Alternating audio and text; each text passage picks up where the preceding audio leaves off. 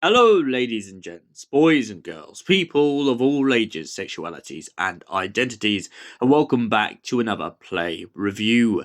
And today's play review is none other than Barbershop Chronicles. So, what is Barbershop Chronicles about? Well, Barbershop Chronicles is by Inuel Elmers. So, if you recognise this name, it's most probably because you've watched The Story and the Engine, which is a Doctor Who episode. Now, before he done Doctor Who, he done this play called Barbershop Chronicles. Barbershop Chronicles is a very powerful play about conflict. It's a play about drama, and most importantly, it's about family and knowing where you are in the world. Barbershop Chronicles follows a young boy who is essentially working in a barbershop, and he tells the story of what it was like back home in Lagos. Now, in Lagos, he had a very hard upbringing. His father was a bit of a drunk. His mother and his father had had a falling out, and by the sounds of it, it seems like they'd got divorced at some point. But this young boy had always had a dream. He had a dream that one day he would become a barber. But his family didn't believe in his dream, and that is the most heartbreaking part of this story. He remembers hearing tales down the street of barbers. He remembers watching the light up in people's faces as they sat and told stories to one another. And that's what made him so determined to become a barber. Not only that, but also because he believed that he had the skills he needed to defy what his family expected of him. However, in the story, it turns out that his family wanted him to be a tyre fitter. And he go, "Me not want to be no tyre fitter." And his dad and him have a really big argument, and politics begins to play into it as the fire is stoked in Lagos. Not only is he living in a time in which there's a lot of problems going on in his family, but there's also a lot of political problems going on in the country. People are arguing over leaders and who should rule and who is right and who is wrong. And the story all kind of convulses around this idea that he comes over to the UK and becomes a barber. He becomes an African barber and essentially begins to cut for his community and people with Afro-Caribbean hair, Africans and all such. And essentially he gets to tell them his story. But at one point in his story, he has this kind of mental kind of break in his armor. He's been so strong for so many years, he's managed to live this life he's always dreamed of, but suddenly he begins to get a bit of remorse in himself.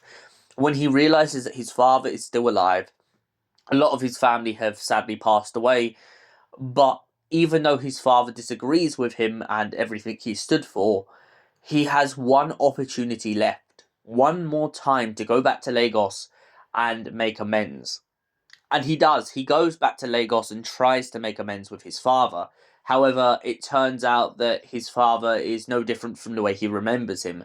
And he ends up leaving the room with this kind of intention to remind his dad of what he has achieved.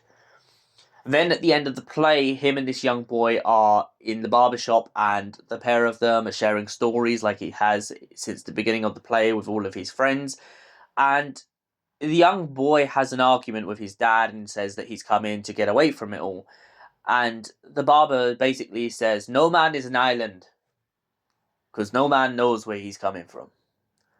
Most probably not exactly in those words. I do apologise to Inya Elma for most probably butchering the original part of the speech, but essentially the point he's trying to get at is he left his father, he left his homeland, he left everything, and he would do anything in his power to go back there just for one more chance to be able to accept and embrace his family.